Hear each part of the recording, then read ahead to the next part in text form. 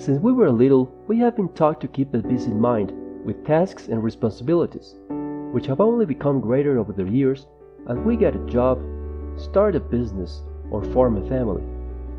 This, unfortunately, has caused us to lose contact with the present moment, which implies that we are there, but our mind is invariably elsewhere.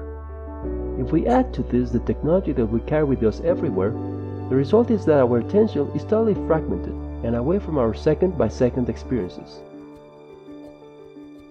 The term mindfulness refers precisely to the ability to be fully present and to be aware at all times of what we're doing, of our thoughts, of our feelings, of our bodily sensations, and of our environment, a skill that most of us have stopped using and that is very important that we recover for our good and that of others. Mindfulness also encompasses acceptance, that is, observing our thoughts and feelings without judging them, without labeling them good or bad.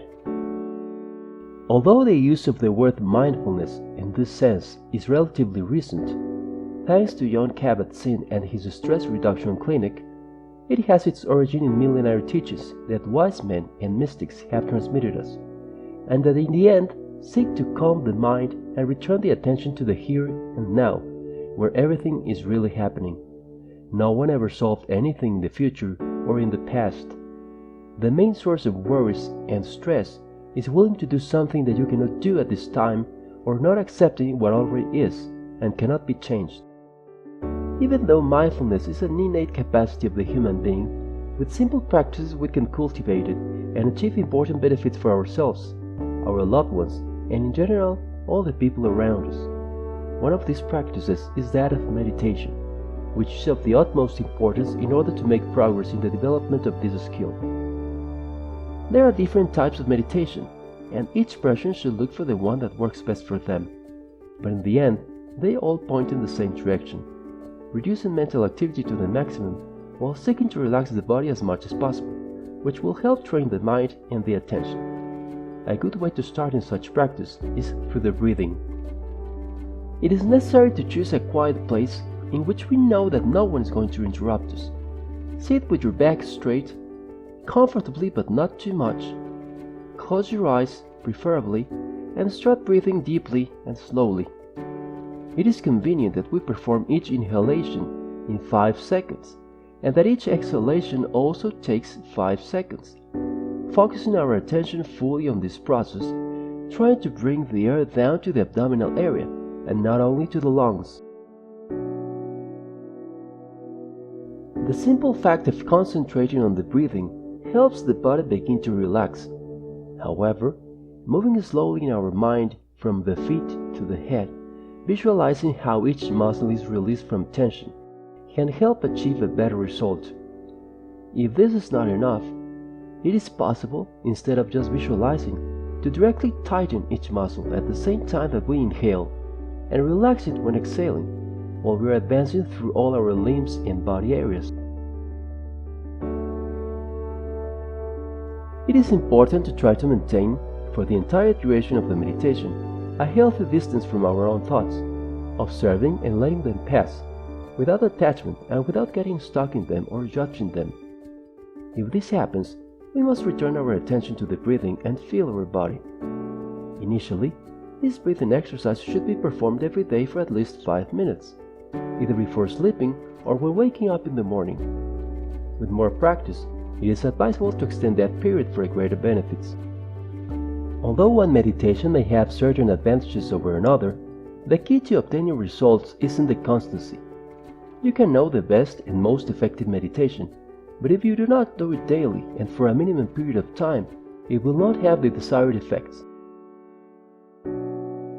Another very simple but powerful technique that helps us keep our focus on the present is to pay our full attention to our body during our daily activities, since by observing and feeling every step we take, every movement we make, every inhalation or exhalation, we withdraw energy from our thoughts, getting the mind to calm down automatically.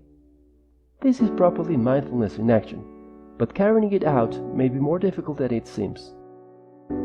Due to the strong programming that we have after years of conditioning, Breaking the habit of our mind wandering off or flooding itself with worries about the future or reproaches of the past requires another habit, and this will only be achieved with continuity in any of the techniques that we want to work on, and with not giving up, however complicated it may be.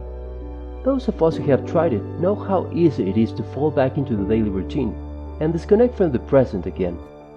But you have to know that the effort invested in this will be worth it. Something important to note about mindfulness is that it is nothing obscure or exotic. It is a natural ability that we all have and experience, and that does not require us to change who we are.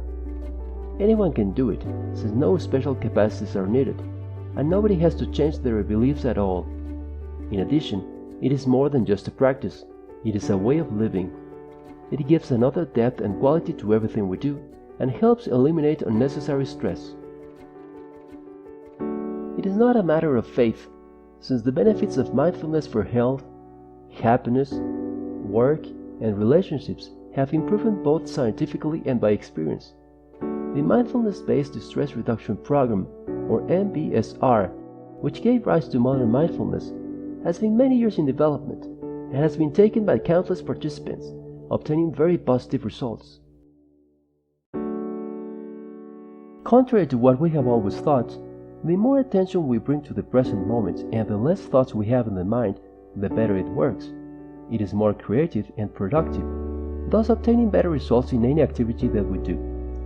Likewise, staying present helps us see things clearly and make better decisions when facing any problem or event that occurs in our life. When we spend a good part of our days suffering and stressing about situations that we resist and that, however, we cannot change, or worried about hypothetical events of the future that nobody knows if they will ever happen, it is time to ask ourselves if we are using our mind, which we trust and have relied upon so much, or is it using us? The here and now is all there is, and accepting it fully is the only way to bring peace and tranquility to our lives.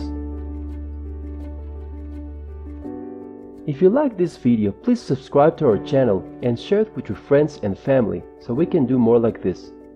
Thank you.